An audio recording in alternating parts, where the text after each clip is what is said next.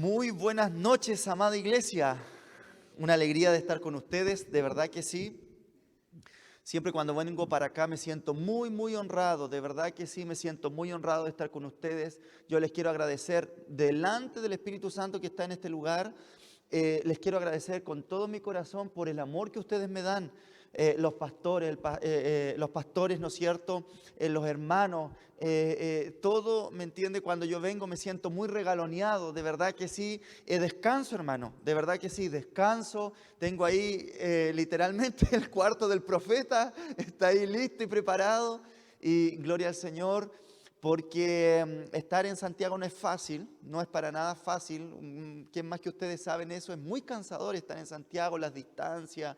Siempre cuando uno es de región, es un guaso de región, viene para acá, ¿no es cierto? Y tiene que hacer muchas diligencias, muchos trámites, pero gloria sea al Señor porque Dios me permite estar y conocerle a usted, una gran familia. Así que Pastor Leonardo, Pastorita Luz, la familia pastoral también, muchas gracias por su amor, su cariño, de verdad que sí, me siento honrado en recibir este amor tan inmerecido de parte de ustedes. Así que yo les bendigo, amén.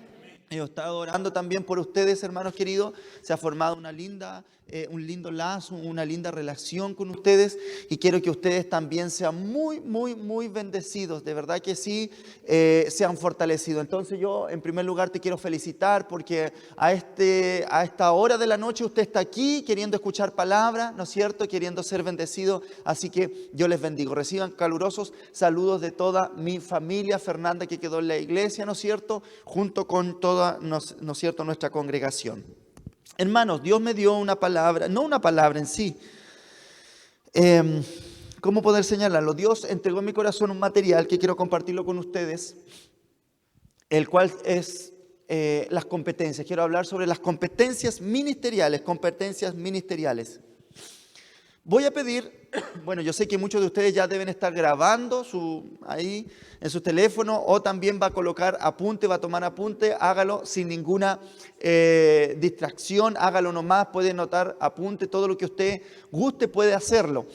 Así también, hermanos queridos, pero no vaya a abrir Facebook, ya, yo me voy a dar cuenta. Así que puede tomar sin ningún problema apuntes.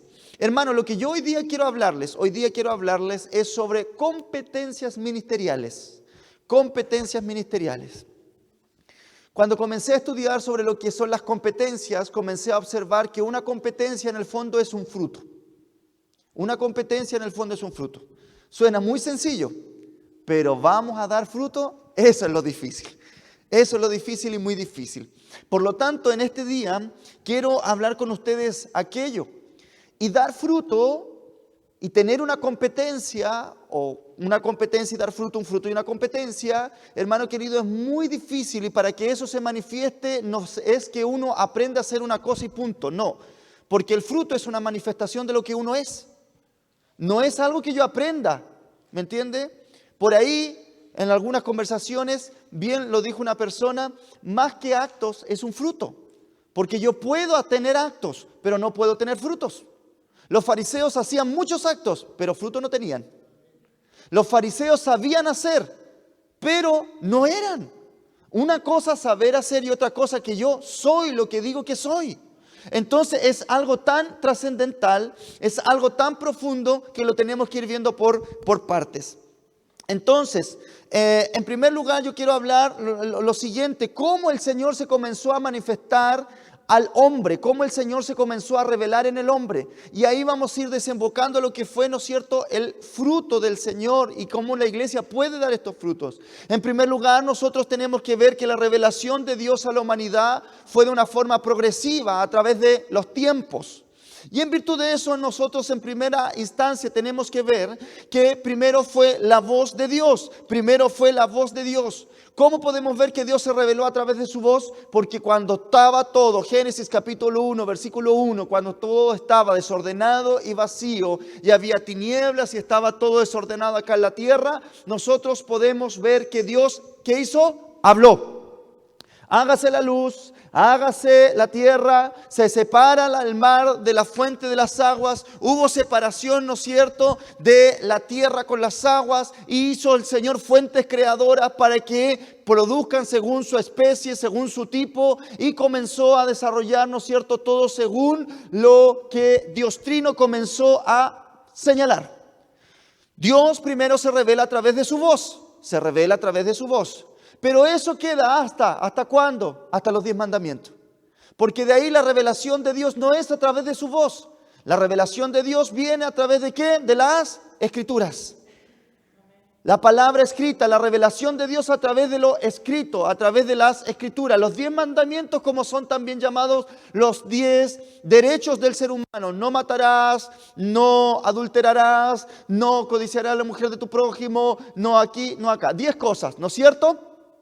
Entonces nosotros podemos ver que primero Dios se revela de esa manera en la Escritura. Y viene, ¿no es cierto?, lo que es el Pentateuco, los primeros 5 libros de la Biblia. Y viene, ¿no es cierto?, lo que es también, ¿no es cierto?, la Torá, viene lo que es, ¿no es cierto?, las leyes sanitarias, viene lo que es las leyes que el Señor le dio a Moisés en el monte Sinaí, vienen también las leyes, ¿no es cierto?, cómo ofrendar, vienen también las leyes del tabernáculo, cómo ofrendar al Señor, etc. Entonces todo eso fue escrito y Dios se reveló a través de sus escrituras. Pero sigue avanzando la historia y nosotros podemos observar que viene una tercera aproximación de Dios o una tercera revelación de Dios o una tercera manifestación de Dios. Esta ya no era la revelación de Dios a través de su voz. Esta ya no era la revelación de Dios a través de sus escrituras. Ahora se manifiesta, ¿qué cosa? Se manifiesta el Cristo. Cristo hablando, pero más que hablando, Cristo llega a la tierra, Juan capítulo 1, versículos 9 y 10, cuando dice que el Verbo se hizo y habitó en medio de nosotros. Y vimos su gloria, gloria como la del unigénito Hijo de Dios. Entonces nosotros podemos ver que primero fue la voz, después fue lo escrito y después de lo escrito vino Cristo a manifestarse porque Él era la palabra del Padre. Pero aparte de ser la palabra del Padre, Él vino con un mandato y con un edicto. Él vino para que se cumpliesen, ¿qué cosa? Las Escrituras. Y como vino para que se cumpliesen las Escrituras, Él vino con un peso muy grande, una responsabilidad muy grande. ¿Cuál era ese peso y esa responsabilidad muy grande? ¿Sabe cuál era? De cumplir la palabra. Y aquí tenemos que dar una parada, porque si el Hijo no hubiera cumplido lo que estaba escrito, entonces, amados míos, la revelación de Dios o la revelación de la gloria de Dios no se hubiera manifestado. Porque sin obediencia de lo escrito no hay manifestación de la gloria de Dios. Entonces nosotros podemos ver que aquí la palabra del Señor habla que estaba todo escrito y lo escrito se manifiesta y se manifiesta no a través de otro escrito, sino se manifiesta a través de una persona, Cristo. El Verbo se hizo carne.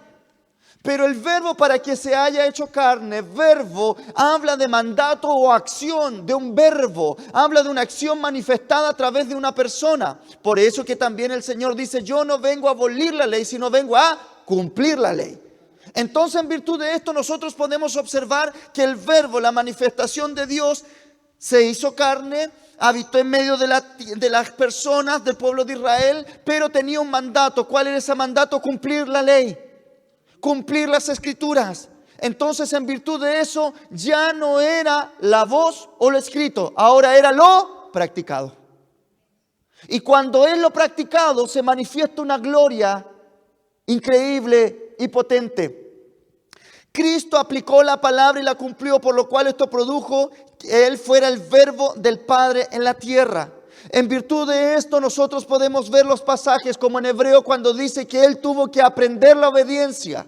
Él tuvo que aprender la obediencia, es decir, que Él no le nació como hombre obedecer, pero aprendió lo que es la obediencia. Y después que aprendió la obediencia, entonces se manifestó gloria del Padre. Entonces, amados míos, nosotros podemos ver algo muy trascendental. Obediencia manifiesta gloria. Obediencia manifiesta gloria. Qué rica la limonada que me dieron, hermanos, de verdad que sí.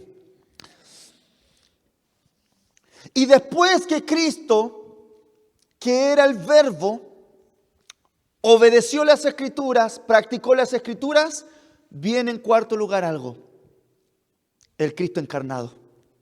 Porque encarnó la palabra, la hizo viva. Ahora, hermano querido, ya no era que el Cristo, ¿me entiende?, hablaba de la palabra, leía la palabra, sino que la practicó, y después de la práctica vino la encarnación de la palabra. Y aquí entramos en materia derecha. ¿Por qué, amados amigos y jóvenes lindos, preciosos, llenos del Espíritu Santo, que ustedes me ven en este momento? Hay una cosa trascendental que yo me aferro con diente y uña, que eso pase en mi vida, porque sabe que yo soy bien pecador para mis cosas. Me cuesta mucho. Pero la palabra que fue hablada, la palabra que fue escrita y la palabra que es practicada, esa palabra tiene un mandato y una fuerza de ley que produce, ¿qué cosa? Una encarnación de lo que se dice. Yo lo practico y después que lo practico, eso queda incrustado en mí. La palabra pasa a ser una conmigo. Yo paso a ser uno con la palabra. Entonces hay algo trascendental. ¿Y qué es lo trascendental, amada iglesia? Que cuando yo practico la palabra, ya después ni siquiera la obedezco. ¿Por qué ya no la obedezco? Porque ya después pasa ni siquiera a acostarme a obedecer, sino que ya simplemente es. Y eso que tremendo, amado. Porque ya a Cristo no le nacía, ¿me entiende?, practicar, porque ya lo sabía. Eso fluía.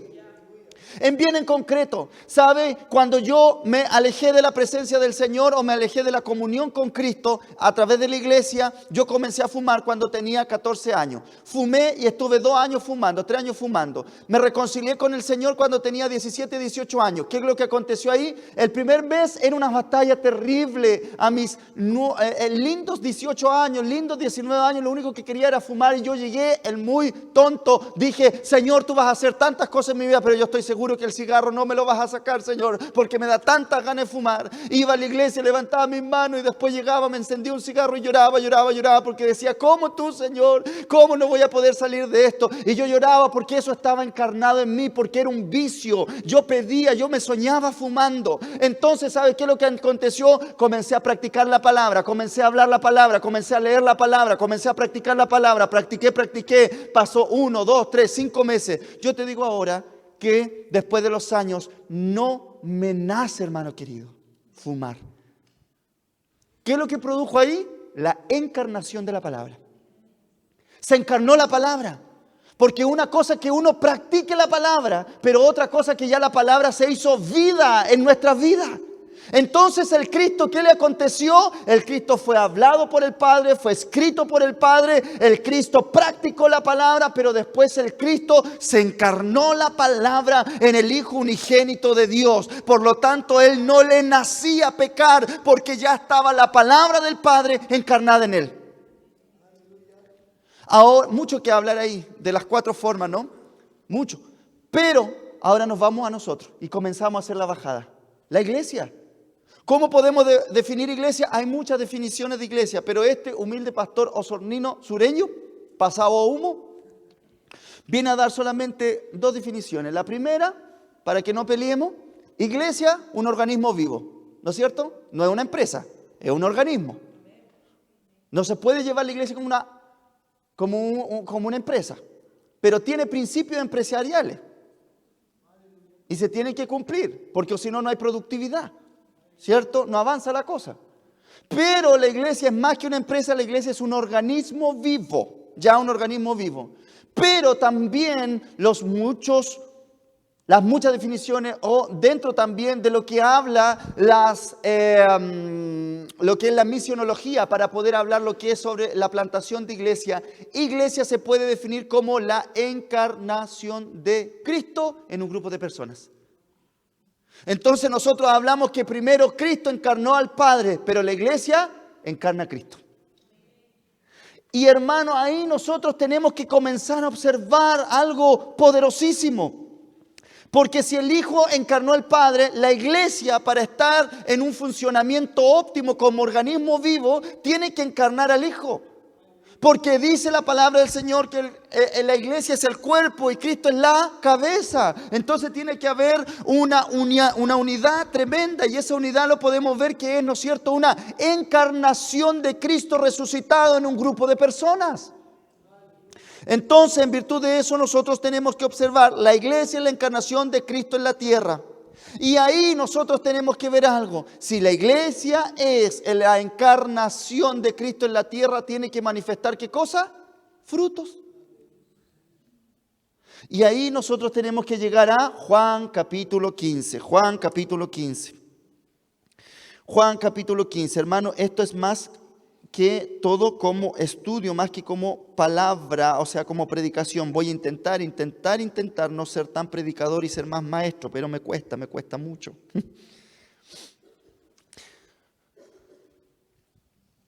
Juan capítulo 15. Juan capítulo 15. Cuando hablamos de Juan capítulo 15, nosotros tenemos que ver qué cosa. Yo soy la vid verdadera y mi Padre es el labrador, y todo pámpano que en mí no lleve fruto lo quitará, y todo aquel que lleva fruto lo limpiará para que lleve más fruto. Ya ustedes están limpios por la palabra que he hablado.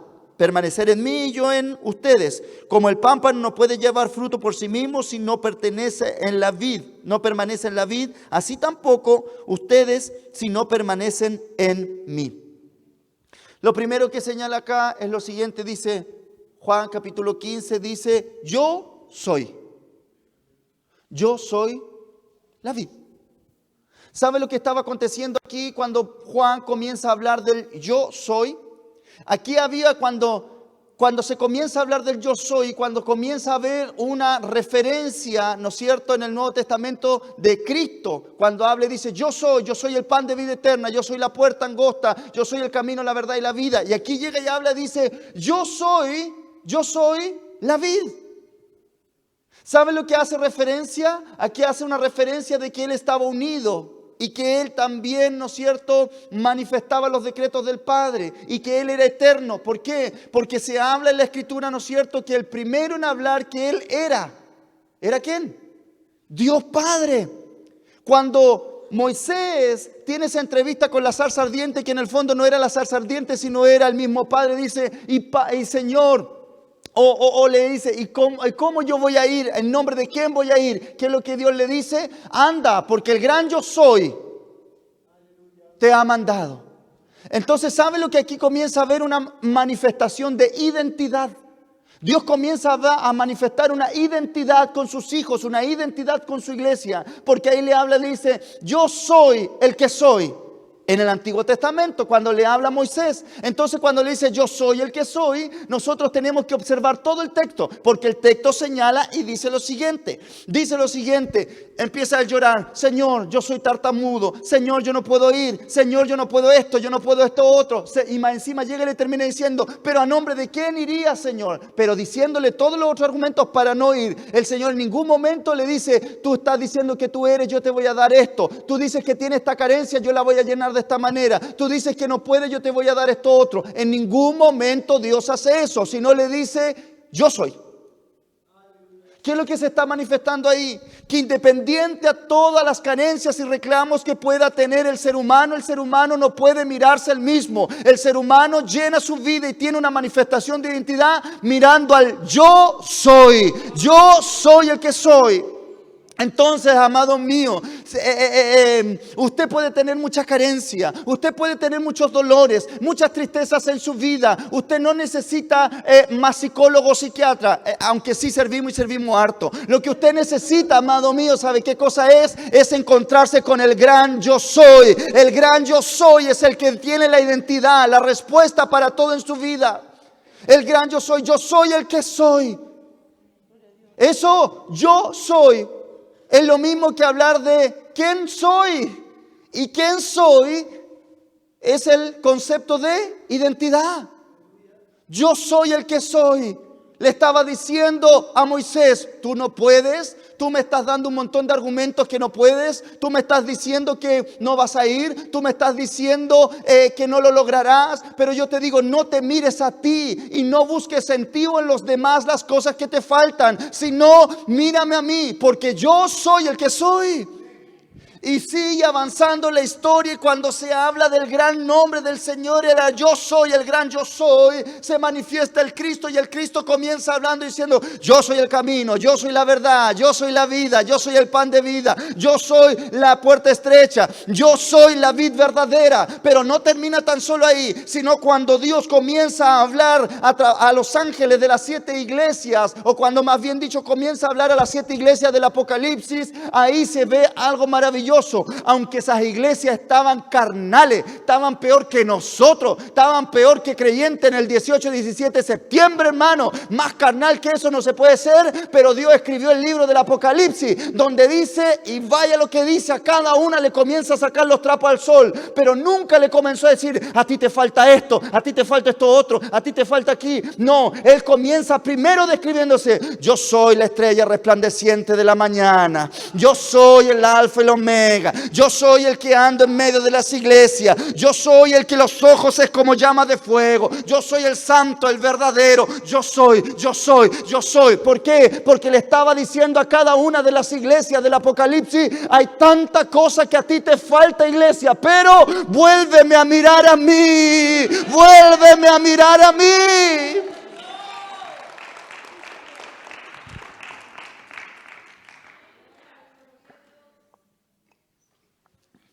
Hermano, le juro que yo venía preparado para dar una clase bonito, calladito, allá arriba, pero la pastora Luz con el pastor Leonardo me dan cuerda, por hermano. Entonces, ¿por qué yo hablo de la manifestación de la identidad de Dios? La manifestación de la identidad de Dios es traspasada a la iglesia. Y como sea, amados, como seamos, pero la única representante de Dios en la tierra es la Santa Iglesia. Hay algo tan poderoso en la iglesia que solo Dios lo podría haber hecho. Porque si hay algo débil que también veo, es la iglesia. Porque uno se va, hermano querido, deja a alguien encargado, ni las sillas puestas. Ya pasa en el sur, no pasa acá. Que se pelean uno a otro, que la oveja sale, que queda media trasquilada, que este va con este otro, que se va para otro rebaño. Hermano, un caos. Pero si hay algo poderoso también a través de la historia en la iglesia. La han querido perseguir, la han perseguido, han matado, han derramado sangre, la han querido totalmente. Estaba viendo en Facebook un amigo, Samuel Nielsen, él pastor en Turquía y tiene una iglesia en Turquía. Y unos chinos, ¿me entiendes? Se juntaron en un hotel para hacer un culto ellos, y de repente en la habitación de al lado habían otros chinitos que estaban adorando al Señor. Entonces se vieron que eran cristianos, se abrazaron y dijeron: hagamos culto unido entonces, porque ellos estaban en países donde no se puede predicar la palabra. Y saben, ya sí, hagamos, somos hijos del mismo Padre. Y empezaron tengo el video ahí. Entonces, hermano querido, esa gente la están matando, la están diezmando, pero de la nada se formó y en medio de un hotel se levantó la iglesia. Entonces es algo débil, pero también a la misma vez algo tan poderoso, tan fuerte. ¿Por qué? Porque el cuerpo es débil, pero la cabeza es fuerte. El cuerpo es débil, pero la cabeza es fuerte. El cuerpo es débil, pero la cabeza es fuerte. Aleluya. Y sabe, hermano, que nosotros podemos observar ahí que hay se traspasa la identidad. Se traspasa la identidad de la iglesia. Entonces, ¿qué es lo que acontece? Acontece precisamente de que Dios se comienza a mover a través de su iglesia. Pero aquí, después que nosotros vimos Antiguo Testamento, Nuevo Testamento y Apocalipsis, llegamos a este texto, Juan capítulo 15. Juan capítulo 15 le habla a la iglesia antes de morir. En pleno ministerio fructífero del Señor Jesucristo, le habla y le dice: pero ahora yo soy. ¿Pero cómo se revela? ¿Cómo? La vid. Soy la vid. Y nos dejan claro: apartados de mí nada podéis hacer. Nada más. Apartados de mí nada podéis hacer. Entonces, ¿qué es lo que acontece? Acontece que se van a dar fruto y que se puede dar fruto. Y el que lleva fruto lo limpia, corta y hace poda para que lleve más fruto. ¿No es cierto? Entonces, amados míos, si vamos avanzando, nosotros podemos observar: yo soy la vid verdadera, manifestación del gran yo soy en el Antiguo Testamento, se manifiesta aquí en el Nuevo Testamento. Al tener nuestra identidad, amado, al tener nuestra identidad clara, podremos manifestar frutos. Pero ahí nosotros tenemos que ver lo siguiente: ¿Qué significa dar fruto? Ser fructífero. Y esto lo volvemos a ver desde el Génesis. Porque lo primero que el Señor dice en el libro de Génesis, cuando crea al hombre y a la mujer, la tierra y todo lo que usted le dice, lo primero que le dice, sean fructíferos. Sojuzguen la tierra. Primero, dar fruto y después gobiernen. Primero doy fruto, después gobierno. ¿Por qué primero es dar fruto y después gobernar? Porque aquel que puede dar fruto tiene capacidad biológica y emocional de madurez. Y aquel que es maduro después de madurar puede gobernar. El que no puede engendrar o manifestar fruto es porque es inmaduro. Y todo aquel que es inmaduro no puede gobernar. Principio del Génesis manifestado en el Nuevo Testamento. Gálatas capítulo 5, si no me engaño, cuando dice: hijitos, ustedes no difieren en nada con el esclavo. Antes bien son dueños de todo. Pero por su inmadurez, parafraseando el texto, tienen que estar a cargo de ellos, de un curador y un tutor, para que cuando sea el tiempo puedan gobernar. Entonces, ¿qué es lo que vemos, amado mío? ¿Por qué primero es dar fruto? Porque después de dar fruto se puede gobernar. Porque aquel que es maduro, gobierna. El que es inmaduro, no puede gobernar. Entonces, lo observamos de la siguiente manera. Dios es el creador y el hombre es el diseño perfecto de Dios. Y lo primero que Dios dijo era: fructifíquense y multiplíquense. De tal manera que es nuestro deber dar un buen fruto, pues es parte del diseño divino del Señor. Observamos en las Escrituras distintas maneras de hablar lo que es fruto. Porque en primer lugar nosotros hablamos en el Nuevo Testamento y dice: dad frutos dignos de arrepentimiento. Ahí habla de salvación, un fruto de salvación. El que se salva es porque manifiesta arrepentimiento. La teología del arrepentimiento, hermano, eso es profundo. ¿Cómo el ser humano podemos llegar, si somos tan corruptos, tan doblados, cómo podemos llegar a dar este fruto de arrepentimiento? Es porque solamente hay un Dios poderoso que nos llamó. Habla del fruto del arrepentimiento, pero ella está hablando de un fruto para salvación. Después la Biblia habla, ¿no es cierto?, de los frutos del Espíritu Santo. Ahí habla de madurez y una vida en comunión con Cristo y el Espíritu Santo. Pero también nosotros hablamos de frutos dignos de justicia, como lo habla Filipenses capítulo 1, versículo 9 al versículo 11. Filipenses capítulo 1, versículo 9 al versículo 11. ¿Qué se habla ahí? Frutos dignos de justicia. Y habla, ¿no es cierto?, que se tenga un nivel de madurez tan alto que se pueda discriminar entre lo verdadero y lo falso. Pero también en Mateo capítulo 15 habla también de fruto, pero dice que hay frutos que son malos y otros frutos que son buenos. Y ahí la palabra del Señor nos dice claramente: el buen árbol va a dar fruto bueno, el mal árbol da fruto. No hay más que hacer. No hay más que hacer. Entonces nosotros podemos señalar. Que el fruto se puede conocer como ¿qué cosa? Como la manifestación del árbol. La genética del árbol se va a manifestar en la genética del fruto. Entonces, Pastor Jaime, ¿por qué usted le mandó toda una vuelta de la voz de Dios, de Cristo encarnado, de la iglesia, la encarnación de Cristo? ¿Por qué eso? Porque, hermano querido, el que está encarnado en Cristo va a manifestar lo que es. Si damos otra cosa es porque no estamos injertados. Porque una cosa, hermano querido, vamos a separar para entender mejor. Una cosa es que yo esté injertado y doy frutos de salvación, ¿no es cierto? Después paso a dar frutos dignos, frutos espirituales, ¿no es cierto? Pero tengo que dar después frutos de ¿qué cosa? De trabajo en la obra, de productividad en la obra. Entonces, hermano mío, por eso que el Señor lo graficó de tal manera. ¿Qué es el fruto si no es la encarnación del árbol en algo pequeño? Porque el fruto lleva el ADN del árbol y el árbol lleva el ADN del fruto. Más claro todavía y más concreto, como bien lo decimos, si voy a una parra y voy a sacar uvas, o en este caso parra es chileno, no, hebreo es vid. Si voy a la vid y saco una uva y en vez de sacar una uva saco un limón, no da, ¿no es cierto? No da. Entonces, hermano mío, ¿por qué yo te estoy diciendo esto? Porque fruto es la encarnación de lo que uno es. Y la palabra del Señor también nos habla claramente que llegan momentos donde el ser humano da frutos que no son correctos, son frutos malos. Pero el tema es de que no es porque Él lo dijo mal o hizo mal, sino que simplemente Él es así. Entonces, ¿qué es lo que dice la Escritura? Por sus frutos.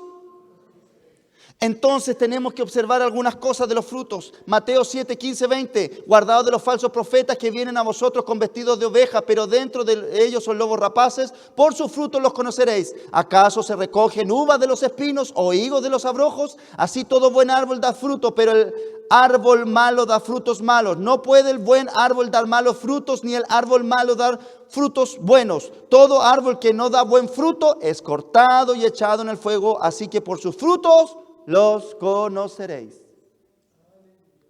Entonces, amado, nosotros vemos algo muy interesante acá. El fruto es el ADN del árbol.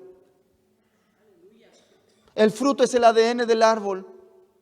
Porque yo no le puedo decir, mira este fruto que es malo, si este árbol era tan bueno, ¿cómo vino a dar fruto? Ya, voy a agarrar el fruto y lo voy a quemar. No, el Señor dice, no, fruto y árbol al fuego. Fruto y árbol al fuego. No dice solamente el fruto, fruto y árbol al fuego.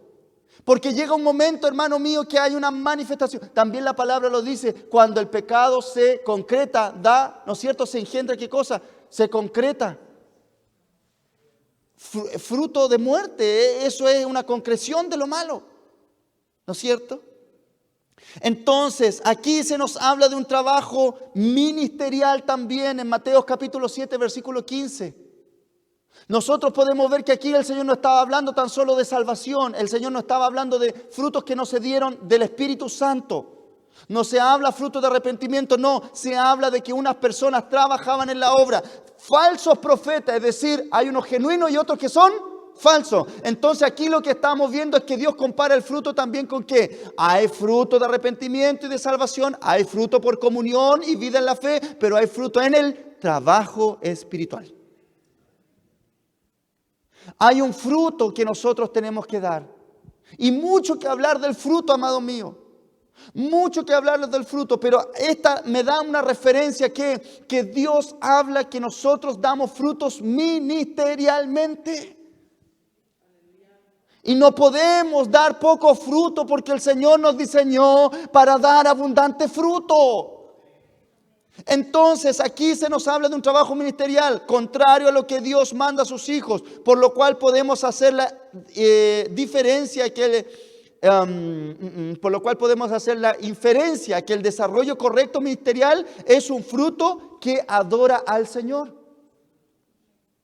Si no, no es un fruto que adora al Señor. En esto quiero quedar ahora. Las características del fruto. Y la religión nos metió muchas cosas en la cabeza, hermano, con respecto al fruto. Y mire qué interesante, las características del fruto del reino de Dios. En primer lugar, en el reino vale más la calidad que la cantidad. Y aquí tenemos que hacer la diferencia. Resultado numérico versus manifestación de fruto. Resultado numérico versus manifestación de fruto. ¿Por qué? Porque uno puede decir, esta iglesia se va al cielo porque son 500 miembros. Resultado, número. Pero pueden haber 500 y no hay fruto. Ahora, yo puedo medir de la misma manera también a un ministro del Señor que predica en una montaña y que rindió su vida para que solamente 5 abuelitos y 3 niños se conviertan. ¿Podemos decir que él no tiene un buen resultado espiritual? ¿Podemos decir que él es un frustrado como ministro del Señor? No, a lo mejor no tiene 1000, pero su llamado es dar fruto en esa cantidad de gente. Por lo tanto, hermano querido, Dios no mide por número, Dios mide por fruto. De repente cuando yo armo grupos familiares, que es como célula, que es como grupo pequeño, pero la cuestión es grupos familiares porque yo soy el pastor, le coloco el nombre que quiero. Entonces, ¿sabes qué? Cuando yo armo grupo familiar, solamente junto a 2 personas, los dueños de casa, ya comiencen a trabajar, yo les di la capacitación, tengan su grupo familiar, inviten gente, llénenlos de Jesucristo, háblenles de Cristo, lleven a la salvación a la gente y que la gente sea restaurada. Perfecto, amén, pastor. Llega el primer mes, sí, vamos, segundo, tercero, cuarto, octavo, séptimo, noveno mes. No tengo a nadie, pastor. Pero ¿cómo a nadie, hermano? Si yo vi dos miembros, por pastor en mi grupo familiar. Pero ¿sabe qué? Yo ya llevo como 10 meses. Hermano, te estás midiendo por resultado numérico. Y el resultado numérico, eso es humanismo. Es un resultado medible y cuantificable a través de los números humanos. Pero Dios no mide numéricamente. Dios mide por fruto. Él no busca número, busca fruto, busca fruto. Yo busco fruto. Gloria. Entonces se comienza a manifestar ¿qué cosa? El fruto. Sí, tengo a 2, pero esos 2 están teniendo fruto, no resultado numérico. Están teniendo fruto digno de arrepentimiento. Están teniendo amor, paz, paciencia, benignidad, templanza, en los cuales no hay ley, no hay ley, no hay ley, no hay ley, no hay ley.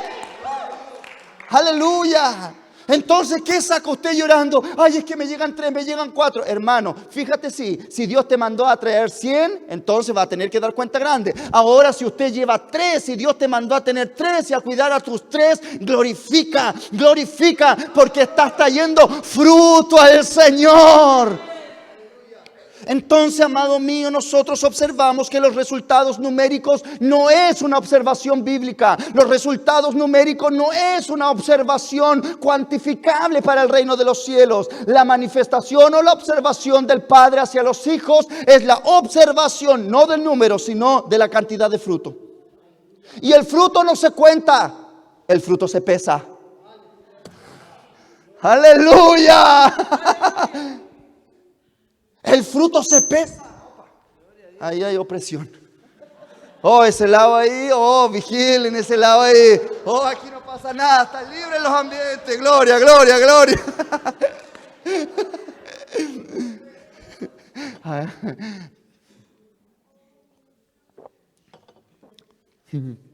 El fruto, amado mío, líder. El fruto, amado colaborador, no se cuenta, el fruto se pesa. El fruto se pesa. Nosotros observamos en la escritura que el fruto en el reino se pesa, no se cuenta. El fruto debe ser constante. ¿Y por qué, amado mío, el fruto no se cuenta, sino que se pesa? Porque Dios, cuando se manifiesta en su gloria, Él no dice, me manifesté como 5 veces, entonces tienen que ser más santos. No. Es más, su gloria, y gloria la definimos como lo que Él es. No hay una palabra exacta para definir gloria, porque hay muchas palabras para definir gloria. Hay kavod, que es peso, ¿no es cierto? Habla también la gloria doxa, que es una gloria que transforma, los átomos. Un día les voy a predicar sobre Moisés. Ahí se manifestó no una gloria kavod, no, se manifestó una gloria doxa. La gloria doxa es la gloria que transforma los átomos del cuerpo del ser humano, porque dice la palabra del Señor que cuando Él estuvo escuchando al Padre, pasó que su rostro resplandecía, y eso se ve otra vez. Sí, cuando Esteban estaba siendo apedrado, dice, los cielos se abrieron y Esteban, su rostro resplandecía. Muchos piden la gloria kavod, un peso. ¿Para qué? Para que el Señor no aplaste como un cucaracha. Pide otra cosa. Yo quiero una gloria doxa, la gloria que transforma la carne, la gloria que transforma la carne. Cuando Cristo estaba ahí en el monte, dice que su vestidura y su cuerpo comenzó a resplandecer. Cuando alguien se encuentra con el Padre, su gloria comienza a transformar hasta su cuerpo. Yo quiero una gloria que me transforme. Yo quiero una gloria que me transforme. Observamos aquí en la palabra del Señor lo siguiente, que el fruto tiene que ser constante y tiene que ser pesado. ¿Y por qué? Porque cuando el Padre se manifiesta su gloria kavod, que es un peso de gloria, es la manifestación de Él. Entonces, cuando Dios se manifiesta a su iglesia, no es que, mire, hicieron 30 cultos. ¿Se da cuenta? Tenemos fruto porque hicimos como 15 cultos en 7 días. ¡Oh, qué santo! No, basta un culto, pero que Él se mueva. Basta un culto, pero que Él se manifieste. Eso es fruto pesado y constante. Transformó vida. Entonces el fruto debe ser pesado. El fruto debe ser constante. El fruto es la manifestación del árbol. Lo que el árbol es, eso va a ser el fruto. En base a esto podemos decir que una competencia espiritual es la manifestación o representación de lo que el Hijo es. Una competencia es lo que el Hijo es. Ay, Señor. Pero que tanto habla usted, pastor, que el tema de las competencias y las competencias. La competencia es un fruto, hermano. ¿Cómo podemos definir competencia? Definición de competencia según una argentina, si no me equivoco. Una argentina. Es una característica propia de un individuo que está directamente relacionado con su efectividad. Un desempeño superior en un trabajo o situación.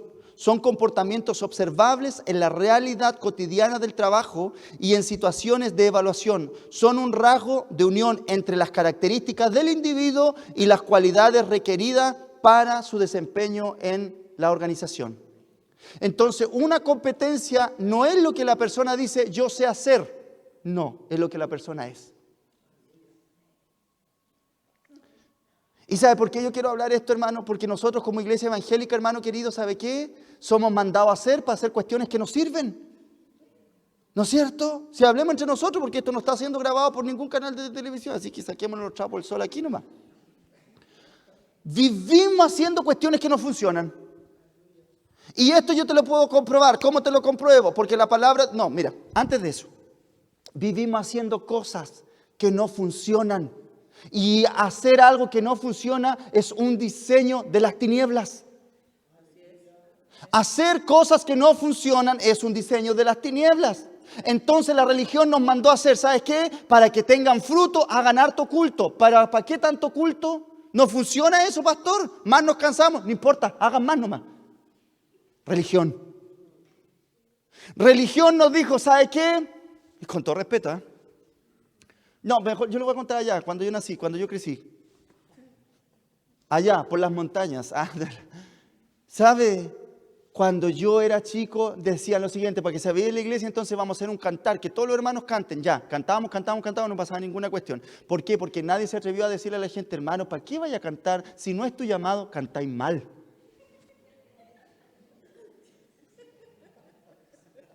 Pero como nosotros nos criaron diciendo es que la alabanza es para el Señor, entonces como venga y como salga. Pero ¿funciona? ¿Lo haces bien? ¿Sirve? No sirve. No sirve, hermano, no sirve. ¿Por qué no predicas? ¿Por qué no barres? ¿Por qué no limpias los baños? ¿Por qué no visitas enfermos? ¿Por qué no unges a los enfermos y estos van a ser sanos? Es que nos dijeron, no, hagan cosas que no funcionen, pero la cosa es tener activismo. Todo aquello, hermano querido, que se hace y no funciona es un diseño de las tinieblas. ¿Por qué, pastor? Principio del libro de Génesis. Y cuando el Señor creó el cielo y la tierra, el mar y la fuente de las aguas, y creó al hombre y terminó diciendo, mi joyita la terminé, la dejé ahí, y vio Dios que era bueno y bueno en gran manera. Traducción del hebreo, y vio Dios que era bueno y funcionaba. Funciona, por eso hay que hacerlo. Tiene efecto, por eso hay que hacerlo. Tiene influencia, por eso hay que hacerlo. Pero ¿qué hacemos nosotros? No funciona, pero no importa. Entonces, hermanos míos, por eso que nosotros en el reino del Señor muchas veces somos incompetentes. Porque hacemos cuestiones que no funcionan. No funciona. Ya, si se enoja conmigo me avisa porque yo... No funcionan. Entonces, esta definición de esta argentina, que la rompe, ella es gestión por competencia, una cuestión que evaluaron al ser humano. Evaluaron al ser humano para ver cómo era su productividad y comenzaron a darse cuenta. Pero mira, antes de eso, porque les cuento algo, yo hice mi tesis en la gestión por competencia. El ser humano comenzó a observar lo siguiente, hermano querido. El ser humano comenzó a observar desde el año 1949, cómo se le podía pagar a las personas, ya sus atributos, cómo se les podía pagar, si eran efectivos o no, pero ellos no alcanzaron a hacer eso si no vieron los atributos que esa persona tenía. En 1958, para que se le motive a la persona, se puedan motivar, paguémosle más, ¿cómo lo podemos hacer producir? Motivémoslo.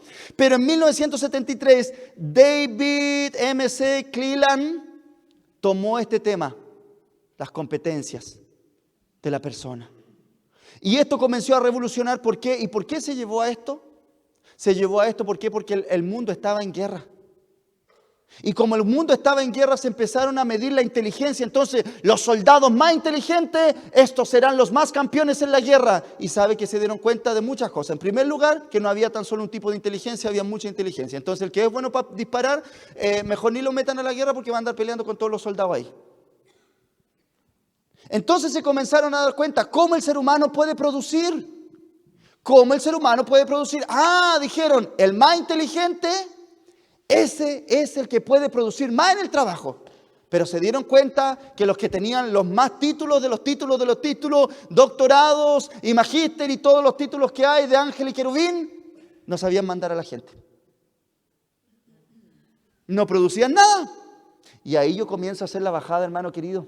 ¿Sabe por qué? Porque cuando yo miro a este Dios efectivo y acotado, 3 años de ministerio, supo mandar, supo transformar vida, supo encarnar la palabra del Padre en él y encarnarla en los demás. ¿Sabe qué terminó diciendo? Padre, todos los que tú me diste están conmigo, excepto el que se tenía que perder. Ese liderazgo era efectivo, se llegó a la meta, pero cuando se llegó a la meta no se llegaron todos peleando uno contra otro, no. Él dijo, Padre, te levanto el fruto, porque todos los que me diste aquí están. Aleluya. Era competente.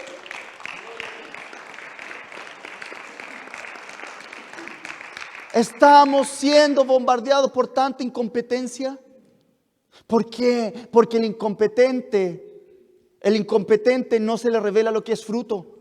El incompetente no se le revela lo que es la identidad en Cristo. El incompetente no se le revela lo que es un llamado. Entonces vemos un grupo de personas haciendo muchas cosas, pero no teniendo ningún efecto. Hermano, ¿sabe qué? Usted me ve así cabrito, más o menos. Pero yo desde los 20 años que estoy formando a gente. Y cuesta, ¿no es cierto? Cuesta que la persona entienda, hermano. Uno también. Yo de repente digo, Señor, yo soy tan incompetente. Porque estoy seguro, hermano querido, que usted escucha esta palabra, se alegra, se goza, pero estoy seguro que un pastor de la montaña baja y va a ser mucho más competente a lo mejor de pastorear a gente que yo. ¿Por qué? Porque es más competente nomás. Porque lo hace mejor. Y esa es otra cosa, hermano querido, porque mire, yo le voy a contar una cosa. Cuando yo estoy observando a los colegas míos que están en la misma ciudad plantando iglesia, al igual que yo, allá en el sur pasa, acá no pasa. Ese no, se le llena más porque ese predica prosperidad. El otro no, porque son religiosos, entonces si los tenía en la religiosidad, entonces por eso se le llena. El otro no, ese es cabrito, si tiene puros cabritos, entonces nadie sirve, por hermano. Todos nos comenzamos a descriticar unos con otros, entonces nadie sirve. Pero el único que sirve es el que está hablando, aunque no tenga ni un fruto. Pero, ¿cierto? Señor. Entonces, porque yo lo digo, yo lo hago, yo soy el bam bam, como se dice en portugués. Entonces, yo lo digo, yo lo hago, entonces... Cuando tú no observas los frutos, hermanos queridos, de otro, te estás privando de una tremenda bendición. ¿Cuál bendición? La capacidad de aprender de otro. Porque si yo veo que solamente yo tengo la verdad, yo tengo los frutos, yo lo voy a hacer mejor que nadie, y el resto no tiene fruto, no tiene la verdad, no tiene resultado, entonces yo me pierdo la bendición de poder entender cómo se puede llegar a tener éxito, competencias. Entonces nosotros podemos ver que las competencias se comenzaron a diseñar de esa manera. Se necesitaba gente que comience a hacer las cosas bien, y que comience a hacer las cosas bien el que le dé resultado, que sea competente, que le funcione lo que dice que haga. Entonces ahí se dieron cuenta que no había tan solo un tipo de inteligencia, había muchos tipos de inteligencia, porque la persona que es bueno para mandar y para tener a gente, a lo mejor es muy distinto a que tú lo puedas dejar sumando y restando. Claro que lo va a hacer mal. Entonces ahí yo comienzo a hacer bajada con lo que también en la iglesia, hermanos queridos, somos. Y por eso que yo le di tanto esa vuelta de la identidad, el llamado y los frutos. ¿Por qué? Porque lo que está pasando en medio de nosotros, que como no tenemos clara nuestra identidad y nuestro llamado en el Señor, no estamos dando fruto constante, pesado, efectivo delante del Señor. ¿Y qué acontece ahí? Las iglesias cada vez más van achicándose. La iglesia evangélica no está creciendo en Latinoamérica. La semana pasada estuve con el doctor Lucas Ley. ¿Conocen a Lucas Ley? Le recomiendo su último libro, Liderazgo Generacional. Hermano, yo no predico nada, yo no soy nada. Ese hombre realmente potente lo que él habla. La observación de la iglesia. Bueno, las estadísticas hablan que no hay crecimiento en la iglesia evangélica. Como pastor, si las iglesias evangélicas se ven tremendas catedrales, tremendas de grandes, sí, pero esa se llenó no por conversión de personas. Se llenó ¿por qué? Porque 20 iglesias chiquitas se vinieron toda la membresía para la iglesia grande. Entonces no hay crecimiento. No estamos siendo efectivos. ¿Y por qué te lo digo? Porque nosotros estamos viviendo un tiempo de exitismo. ¿Cuál es el éxito? Contar el fruto y no pesarlo, por hermano. Contar el fruto y no pesarlo. ¿Por qué? No importa, no importa. ¿Por qué no importa? Porque precisamente ellos tienen 1000 y como tienen 1000, entonces yo digo, él es efectivo en lo que está diciendo. No es así. No es así. El fruto en el reino se pesa. Y como se pesa, hermano querido, ahí es efectivo el trabajo que yo desarrollo. ¿Y según qué? ¿Todos van a ser pastores? No. Según mi área, según mi llamado, según lo que el Señor me dijo. Entonces, hermano mío, nosotros tenemos que observar lo siguiente. Tenemos que observar lo siguiente, que las competencias es el fruto que tiene la persona. Porque la competencia no es algo de lo que yo digo que hago bien. No es algo de lo que yo estudié para hacer bien. No, es lo que soy. Y lo que soy, eso va a manifestar si sirve o no sirve. Entonces, mira, la Fundación Chile dice, la competencia es la capacidad para responder exitosamente una demanda compleja o llevar a cabo una cantidad de tareas, según criterios de desempeño definidos por la empresa o sector productivo. Las competencias abarcan los conocimientos. Y escúchame bien, esto es súper importante. ¿Qué es una competencia? Tiene 3 cosas para darme cuenta que es una competencia.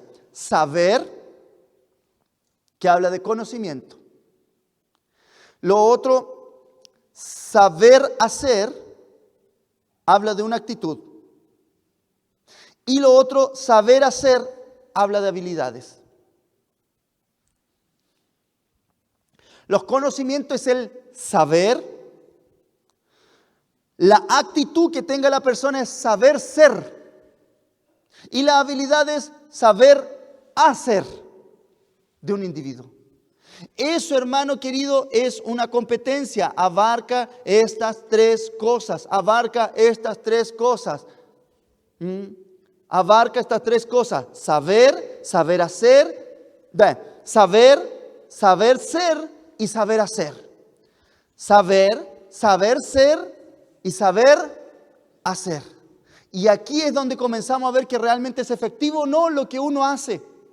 Porque muchas veces uno sabe. ¿Cuántos saben que robar es malo? Levante la mano. ¿Cuántos saben que es bueno llegar a la hora? Ahí comienza a bajar. Entonces nosotros tenemos que ver un tema de cultura, hermano querido, porque esta cuestión es tan potente, tan cultura. ¿Por qué? Porque nosotros comenzamos a entender desde pequeños y según nuestro sistema educativo, nosotros comenzamos a entender desde un paradigma griego. El paradigma griego me dice que yo sé por la cantidad de libros y de letras que yo tenga en mi mente. Entonces, cuando alguien tiene magíster de magíster de magíster, dice, oh, él sabe. Pero para la mentalidad hebrea no es para nada así. Porque sabe que el hebreo no mira el saber conforme a los libros que haya leído. El hebreo mide el saber hacer de la persona por lo que le resulta. No por lo que él dice saber. El griego mide el conocimiento por lo que la persona ha leído y por la información que tenga. El hebreo mide el conocimiento conforme a la persona le resultan las cosas. Entonces es distinto. Y se da cuenta que nosotros la iglesia la comenzamos a administrar de un paradigma griego, no hebreo. ¿Por qué? Porque nosotros decimos, el hermano tiene título y está bien estudiar, ¿ah? No, sí está bien. Eso es parte de la competencia, pero no es todo. Entonces, el hermanito va a empezar a predicar. ¿Por qué? Porque es doctor aquí, doctor acá. Claro, él sabe, pero no sabe hacer. No tiene competencia porque se para y hermano, es fome. Esto es como lo que callamos en la membresía. Usted lo quería decir, pero hermano, estaba atorado, pero tuvo que venir un pastor de Osorno para decirlo. Como yo me voy, usted se queda. Digámoslo. Porque nosotros, hoy dejemos a ese hermano de pastor porque ¿cuánto sabe? Como los cabros, ¿cuánto sabe? ¿Cuánto sabe el hermano? Claro, sabe decirlo, pero no sabe discipular a una persona. Porque si yo voy entendiendo la Escritura, hay dos tipos de discipulado en la Biblia. El discipulado teológico y el discipulado de vida. ¿Pero qué nos enseñó la mentalidad griega? No, pues lo que vale el discipulado teológico. Y el discipulado de vida lo dejamos de lado. No, Cristo vivió 3 años no enseñándole la Torá a sus 12 comilones que estaban alrededor de ellos. Le enseñó vida. Entonces, hermano mío, nosotros comenzamos a ver que somos inoperantes. No sabemos hacer las cosas bien porque nos enseñaron desde un paradigma griego y no desde un paradigma hebreo. Funciona. Entonces, a lo mejor el hermano no está ni ahí. Mira, para no darle tanto golpe a la iglesia, mejor me voy a golpear yo mismo. Yo una vez, cuando un profesor me sacó de quicio, yo dije, soy cristiano, no le puedo decir una insolencia. 2, si le contesto de forma grosera me van a echar de la universidad. 3, usemos la inteligencia. Pedí la mano. Y como era tan sarcástico y siempre me trataban mal por ser evangélico, entonces así como ese tono que a veces tienen los psicólogos tan sarcástico, tan así como ya no te puedo dar directo así, es la ironía. ¿Me entiendes? Pero tranquilo, porque ¿profeta es así? Profeta así, ¿por qué? ¿Se acuerdan de Elías cuando estaba ahí en tremenda guerra espiritual? Los profetas de Baal, ¿qué hizo él? No les pudo pegar, no les pudo escupir, no les pudo hacer nada. Le dijo, ironía, po. Sus dioses no estarán durmiendo. Córtense más, po. Griten, a ver. Ironía. Pero también veo a Cristo que era el profeta de profetas. Cuando un chico llega y le dice, un joven llega y le habla y le dice y lo quería pillar a Cristo, le dijo, ser maestro, ¿cómo puedo llegar al reino? Y él mismo se contesta haciendo esto y esto otro y esto. Y el Cristo, ¿qué le dice? Bien has dicho, no estás lejos del reino de los cielos. Ironía en su punto, por hermano, porque ¿qué le dijo? Te estáis quemando en el infierno, pero no has entrado. Tienes la pura letra, pero no has aplicado. Irónico Cristo, hermano, porque lo sacaron de casillas. Para que entiendan. ¿Y por qué hablé de eso yo? Sí. ¿Sabe por qué? Fue por esto. Para que entendamos, hermano querido, que no nos validamos por cuánto sabemos en cuanto a letra. Nos validamos conforme a lo que nos resulta de lo que predicamos. Porque, por ejemplo, yo ahí hablé con un profesor y yo le dije, señor profesor, sí, perfecto, pero es que usted coloca en juego lo que yo creo que a mí me ha resultado, pero usted me evalúa por todos los eruditos de la psicología que me está señalando. Veo a un Sigmund Freud que se mató, veo a otro que también se mató, veo a este otro que se mató. Dicen de hacer familia, pero terminaron todos separados. Y más encima le mandé a él porque estaba separado también. Yo lo decía. Entonces, ¿cómo usted me dice? Esto es un conocimiento valedero, pero que puede resultar o no puede resultar. No quiere decir que sea la solución para.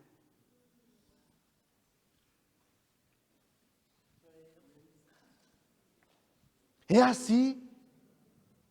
Yo me estoy midiendo en la iglesia, hermano, por cosas que realmente valen la pena. Por cuestiones que resulten. Porque si no, hermano, yo ahora en marzo comencé a trabajar tiempo completo en la obra. Entonces yo sé lo que es trabajar 44 horas, llegar todo cansado con unas tremendas ojeras y levantar la mano así cayendo aleluya, y vamos, y el hermano que te habla, no, es que me volvió a pegar mi marido, déjale hijita, no, es que él va a cambiar, no, ya. Entonces, hermano, ya, dejé de trabajar, como psicólogo me puse a trabajar tiempo completo en la iglesia. Pero sabe, y estoy muy contento, pero sabe, yo no me voy a estar llenando de reuniones, hermano querido. ¿Para qué? ¿Para qué? ¿Para cansarte?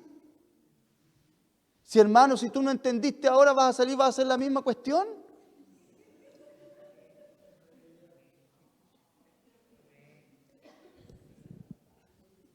Entonces, ¿cómo lo bajamos bien, hermano? Eliminemos los cultos, no, hermano, no nos vayamos al extremo. Creo que usted me va entendiendo, ¿no es cierto? Hay cosas que no funcionan y no funcionan porque nos metió la religiosidad eso. Pero hagamos cosas entonces más prácticas, que funcionen más. Yo comencé hablando de la visión de la iglesia o la visión de lo que era, ¿no es cierto?, el tema de Cristo y cómo se manifestó y cómo la iglesia es la encarnación de Cristo. Perfecto, pero ahora yo también hablo, y lo digo con mucho respeto, y lanzo esto, digamos, porque lo primero que yo quería decir a la iglesia, ¿cuál es la visión de esta iglesia? No me conteste. ¿Cuál es la visión de esta iglesia? Porque conforme sea la visión, unámonos para poder sacar adelante el fruto que el Espíritu Santo está pidiendo. Entonces, el fruto de esta iglesia es que tienen que ser una catedral. Yo no sé, hermano, no me meto en eso. Yo creo que catedral ya hay una más allá en la Alameda, más para allá. Acá a lo mejor no sé, hermano. Póngale, yo no sé esos cagüines, usted no sabe los míos, pero... Que sea una de las iglesias más influyentes. Cambia, no es el resultado. Influir, cambia. Más influyente en cuanto a qué? A un mover de jóvenes puede ser. Que tienen una pastora mujer, eso da un plus. Aquí los hombres tendrían que danzar. Hermano, no pelee con una mujer. Eso sería una incompetencia de su parte. Tiene una pastora mujer. ¿Cómo es el liderazgo de la mujer acá? ¿Cuál es? Porque cada congregación tiene un llamado específico. Las 7 iglesias del Apocalipsis no tenían todos el mismo llamado. A uno el Señor las mandó a comprar colirios, a los otros cantaban bien, los otros le decían que a otros eran más resistentes. Tenían distintos llamados. ¿Cuál es este llamado, Serrano? ¿Es levantar una cuna profética? Amén. Pero profeta tiene que tener cumplimiento de lo profetizado, entonces tiene que haber, ¿sabe qué cosa aquí algo? Yo descubrí una cosa, hermano. En mis tiernos, ahora voy a cumplir 3 años, pastor, porque antes todo no me reconocían nada, no importa. Pero en mis 3 años de pastor descubrí algo, hermano. El mejor amigo de un pastor es un buen y fiel diácono. Porque uno puede tener mucha predicación, mucha visión, muchas cosas que alcanzar, pero si no hay un buen mando medio, hermano querido, no podemos hacer nada, porque los pastores nos cansamos, tenemos la cabeza como bombo, escupimos sangre, tanto predicar, nos cansamos físicamente, nos duele la cabeza, tanta gente que ungimos. Entonces no nos pidas andar corriendo las sillas, no nos pidas tener el sonido bien arreglado, no nos pidas sacar las telarañas de la iglesia, no nos pidas tener calentito el auditorio. ¿Usted cree que yo le iba a venir a predicar del sur? No sé, la teoría. No, sí, pero es que ¿cuál es la? Por eso, yo le podría haber hablado de todo, porque fue mi tesis, amado, que yo hice, la prediqué, pero fue mi tesis que yo hice. Yo podría haber hablado de toda la teoría, ya, pero en la misma pregunta que yo me hago ahora, ¿eso funciona? Porque usted no va a estar ni ahí, hermano, de la fecha que yo le di del 1954, del 1900. ¿Qué le va a servir a esta iglesia? Que comencemos a tener una conversación seria con el Espíritu Santo y le digamos, Señor, ¿estoy siendo competente? Y el Espíritu Santo te va a preguntar, ¿y en qué? Entonces ahí, a lo mejor más para abajo, en mi llamado. Y ahí el Espíritu Santo dice, ¿y cuál es tu llamado? Porque hay gente, hermano, que yo tenía mire, yo era buen diácono, muy buen diácono, hermano, hasta que me agarró el Espíritu Santo. Yo me acuerdo, hasta que me agarró el Espíritu Santo, porque yo me acuerdo que una vez pastores famosos, obispos famosos, hermano, yo le iba a traer la Biblia y de repente me agarraba el Espíritu Santo, tiraba la Biblia, me ponía a profetizar. Después ese hombre andaba buscando la Biblia, no sé, pero el Señor me está hablando. No era buen diácono, por hermano. No sé. Entonces, hermano querido, yo logísticamente soy bueno. Muevo a la gente. Están todos peleados, cansados.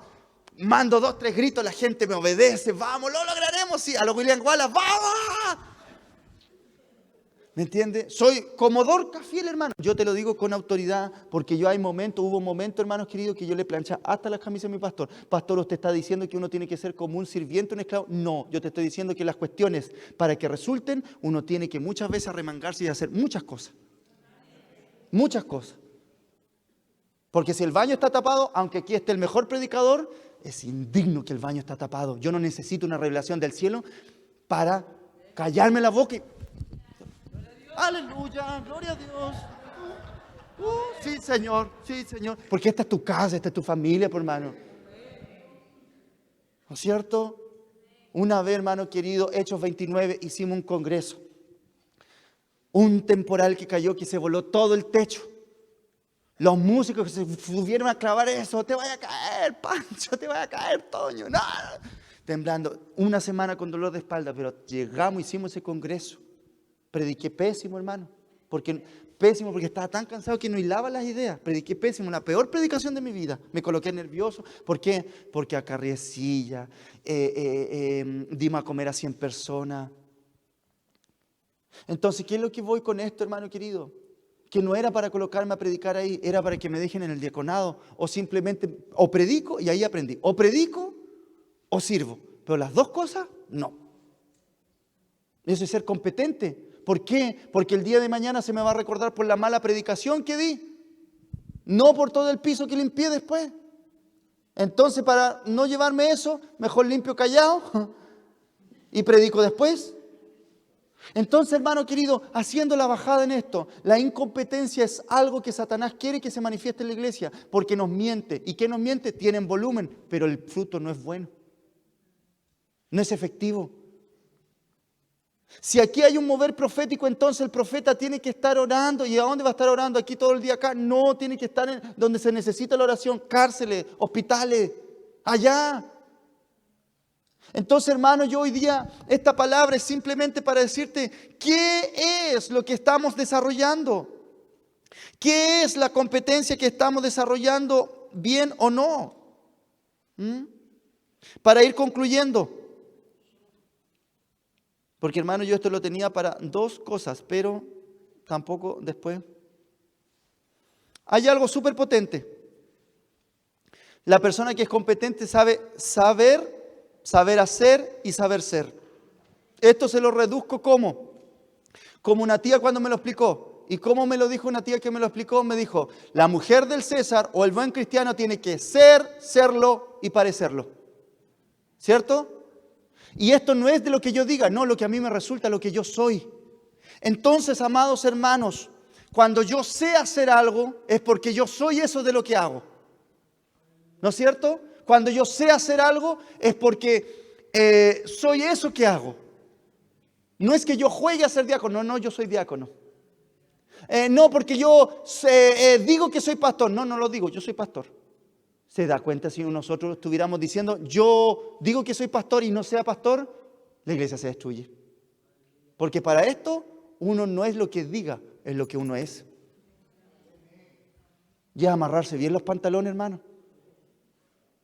Entonces, amado mío, cuando yo veo que sí soy competente en aquella área, tengo que ver qué cosa, y el cristiano siempre va a estar manifestando competencia, y ahí tiene que haber un desarrollo de la competencia o un potenciar de la competencia. Desarrollar una competencia es crear algo que no estaba. Un diácono muy bueno que yo tengo, hermano, allá, le enseñé, ¿sabe qué cosa? A saludar, a abrazar, a ser más de piel, a escuchar, escucha activa.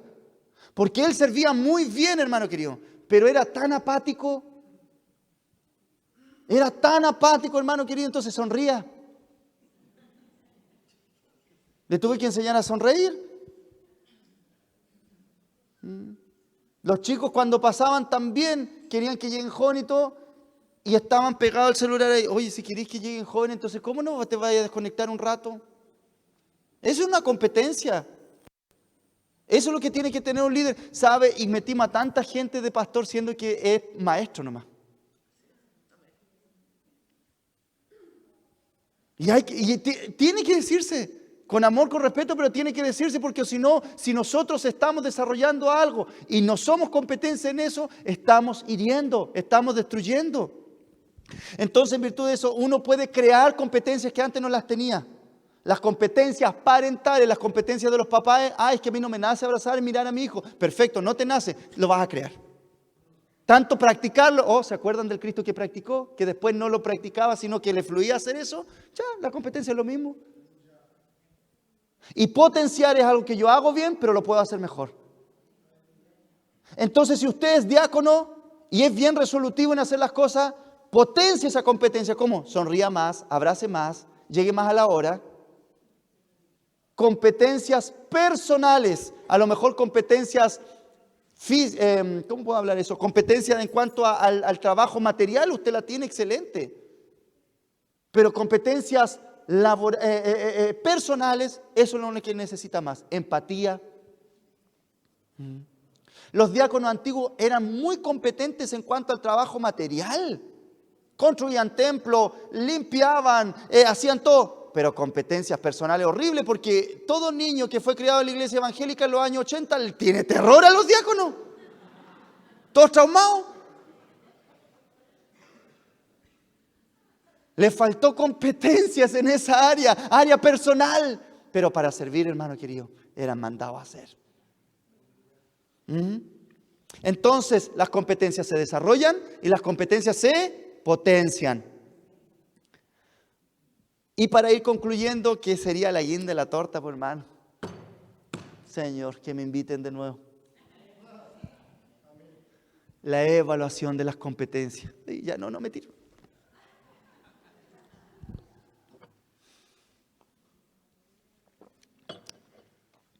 ¿Sabe cómo se evalúan las competencias? Bueno, hay muchas formas de evaluar las competencias.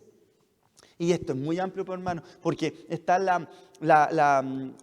toda la organización se hace a través de competencias. Y es muy distinto, porque antiguamente te preguntaban, ¿qué estudios tienes? Ahora, cuando es una evaluación por competencias, no te preguntan, ¿qué estudios tienes?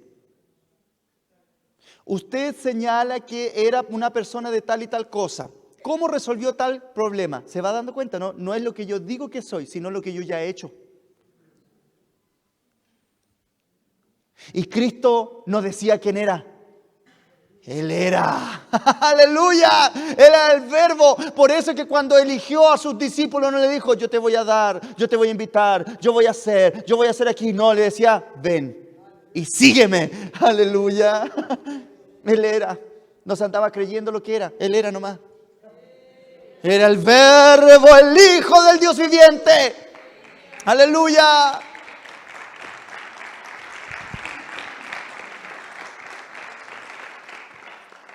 Evaluación por competencia. En primer lugar, autoevaluación. Nadie se puede evaluar sus competencias si no tiene al Espíritu Santo dentro de su corazón. Porque por eso el Espíritu Santo siempre nos pasa la cuenta y nos dice, hay gente que tiene mayor concepto de sí mismo, hay gente que tiene menos concepto de sí mismo. Yo, como pastor nuevito, te cuento algo aquí entre nosotros, yo prefiero al que tiene menos concepto de sí mismo al que tiene más concepto de sí mismo. Porque recordando a un tal ángel llamado Lucifer que tuvo mayor concepto de sí mismo. Pero el que tiene menor concepto de sí mismo, hay que curarlo nomás. Pero el que tiene mayor concepto de sí mismo, hay que cambiarle el corazón.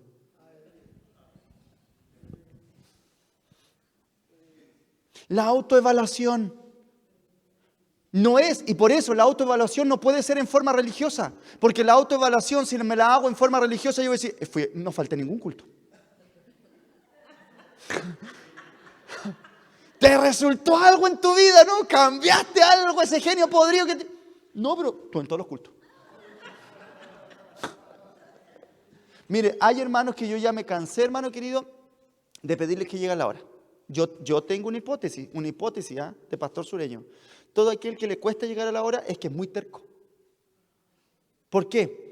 Porque aquel que es terco, hermano querido, va que está a 5 minutos para salir de la casa, se le ocurre hacer algo y parte y lo hace. Mi hipótesis, yo sé que es una estupidez, nada que ver con la realidad, nada que ver. Pero yo creo que el que anda atrasado siempre, llega atrasado a todas partes porque es muy terco, porque siempre está forzando el límite. Es observación de pastor nuevo. No cacho nada. La autoobservación a través del Espíritu Santo, no me puedo autoobservar mis competencias en virtud de qué? En virtud de un paradigma religioso, porque si lo hago de esa manera, entonces yo voy a hacer eso, voy a contar mi fruto, pero no voy a pesar mi fruto. Entonces, en virtud de eso, ¿sabe qué es lo que voy a comenzar a hacer? Voy a contar las cosas. Hice esto, entonces se repite el modelo de qué? Fariseo. Guardé la ley, llegué al templo, hice esto, ¿me entiende? Pero discípulo, nacido de nuevo, no cuenta el fruto. El discípulo comienza a pensar de otra manera. Te seguí, fue tu gracia, obedecí,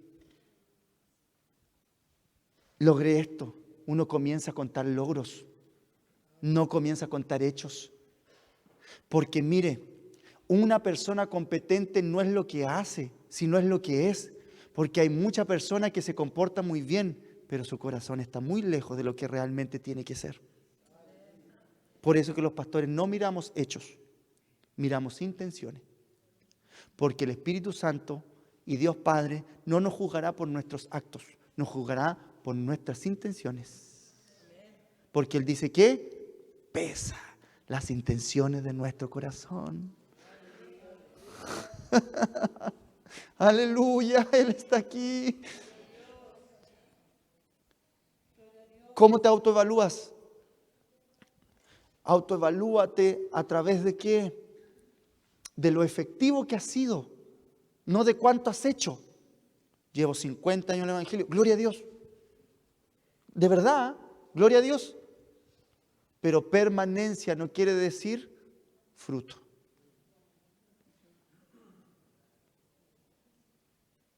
Autoevaluación. Autoevaluación. Hay mucho que hablar de la autoevaluación. Hay personajes bíblicos que el Señor los mandó a decir y le dijeron, evalúate. Dios le mandó a decir a una iglesia, evalúate iglesia. ¿Cuál iglesia, pastor? Mira de a dónde has caído. Y vuelve a hacer tus primeras obras. Retén lo que tienes. Entonces, autoevalúate. Si hay cosas que le hiciste bien, si todo no fue por la borda, hay cosas que están bien. Pero autoevalúate, y eso lo puede hacer solo el Espíritu Santo. Segunda evaluación de competencia. ¿Sabes cómo se evalúa una competencia ministerial? Observación de mi líder. No como lo que yo hago, sino como lo que soy como persona. Hermano, usted no va a tener el llamado pastoral o usted no va a ser nombrado pastor, no porque a lo mejor no predique bien, sino porque su corazón es inmaduro. Porque para ser pastor, hasta donde yo creo, este humilde pastor le va a contar algo, hasta donde yo creo, ser pastor es ser igual que papá. Entonces, un niño no queda traumado porque mi papá no tuvo tantas ganas de jugar conmigo. No, un niño queda traumado cuando el papá es inmaduro. Entonces, si lo tratamos, lo miramos a la pastoral, entonces, más vale tener madurez que fuerza en la pastoral. Porque yo tengo 30 años, voy. Pero estoy seguro, yo conozco un pastor que descansa en los brazos del Señor, que a los 80 años plantó una iglesia. ¿Cómo lo hacía? Obviamente que andaba mucho más lento que yo. Y yo iba, profetizaba, me corría la gota. Y el viejito, hijito, vamos al culto, hijito. Pero como decimos en el sur, era zorro viejo. Él llegaba, miraba, sabía cuándo orar, cuándo moverse, cuándo callar. Levantó una iglesia. Más vale tener en el ministerio madurez que fuerza.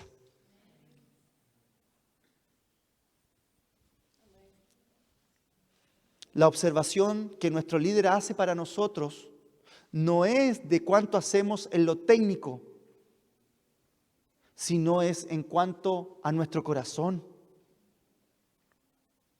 Por cierto, si nuestro corazón está alineado, vamos a desarrollar las cosas técnicas bien, porque sabemos que la persona insistente... ¿Cuántas veces el pastor, por lo general, mandamos a hacer cosas que nosotros sabemos que usted va a hacer mal? Esto es como lo que callamos los pastores, desangrándose en el altar. Pero sí, claro, hermano, nosotros le decimos cuestiones, yo sé que lo vas a hacer mal, pero como la persona está dando fruto de qué, de persistencia, de amor, de perseverancia, de humildad, hasta que lo va a llegar a hacer bien. Entonces, ¿cómo evalúo mi competencia? Pesando, que mi líder me pese, mi corazón. Y si mi corazón está bueno, voy a poder desarrollar de forma buena también mis temas técnicos. Observación en equipo. Muchas veces la persona es bueno con lo que hace. Su corazón es bueno, técnicamente es bueno. Hermano querido, pongámosle Juanito. Juanito, todas las sillas tienen que quedar aquí bien. Juanito lo va a hacer súper bien. Ya otro nombre, Pepito mejor. ¿Hay un Pepe aquí? No, gracias a Dios. Pepito aquí, lo hace bien Pepito. Conmigo lo hace excelente. Llega a la hora súper bien comportado. Pero a Pepito no lo voy a dejar en medio del rebaño. Va a pelear con todo. Entonces usted está siendo un incompetente en la comunión con su hermano. Porque hay gente, hermano querido, y eso es una rebeldía del porte de un buque, aunque no se dice mucho. ¿Cuál pastor? Es que yo le hago caso al pastor nomás. No, hermano, no sea incompetente. No se endemonie de esa manera. No. A mí me enferman y dicen, no, pastor, es que usted cuando viene, no, ¿por qué? Porque, bueno, gracias a Dios con mi esposa no, porque mi esposa es muy dulce, pero no se meta con ella. ¿Por qué? Porque es lo mismo con mi esposa. Si hablo yo, porque es el novio y la novia, por hermano, Cristo y la iglesia. Cuando llegamos a un nivel de madurez y un nivel de unión con el novio, ¿sabe qué es lo que pasa? La novia habla, es como si el novio hablara. Y si la novia habla, es como si el novio hablara. Y si el novio habla, es como si la novia hablara. Entonces, hermano querido, hay mucha gente muy buena para hacer solitos y para hacer también con su líder, pero no sabe trabajar en equipo. Es una falencia. Es una falencia. Tiene también que evaluarse la competencia a través de mis pares. Y por último, observación del llamado como persona. Pastor, no me va bien. Es que no te va a ir bien, pues, hermano, si ese no es tu llamado.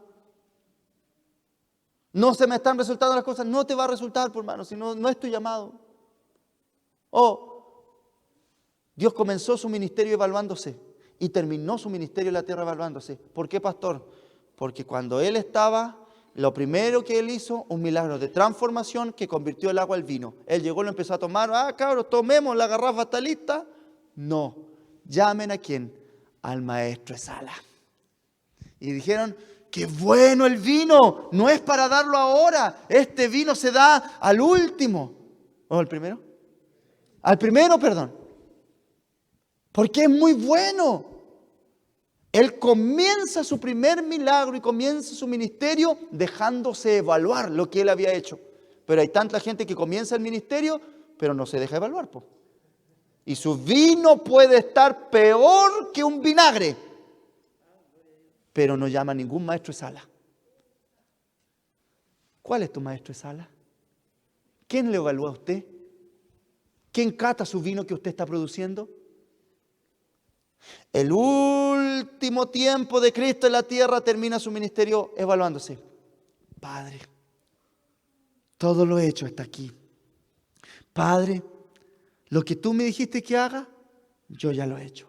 Padre, la gloria que tú me has dado. Ellos no te conocieron a ti, pero me conocieron a mí. Y Padre, yo me voy, pero los que quedan, Padre, yo te pido que los cuides, no los saques del mundo, sino déjalos en el mundo. Y la gloria que a mí me has dado, también sea dada para ellos, Padre. Padre, todo lo que tú me diste, yo lo he hecho y se lo he entregado a ellos, por amor a ti, Padre.